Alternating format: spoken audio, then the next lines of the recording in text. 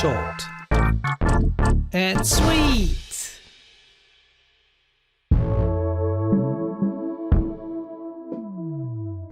With character animation, I changed the layout of my grid.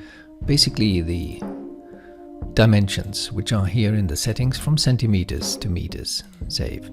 Now go to Windows and to the content browser, and here I find under motion capture FBX somebody who walks. I double click him or her, and then I go to rigs, and under rigs I find several rigs. I can use any of them, and I choose the Maya bot.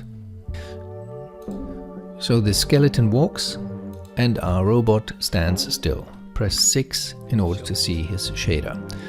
With this walking character, this window appeared. I want the robot to walk like this skeleton. I choose the character. The character is not the walk, it is the robot. And I want it not to be controlled by any kind of control rig, but by the walk. The bot walks. Now I select his head. This is not trivial, I have to search the head here.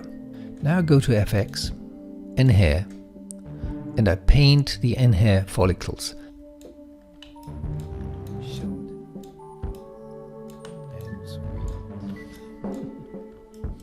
Okay, now I'm done. Have a nice day.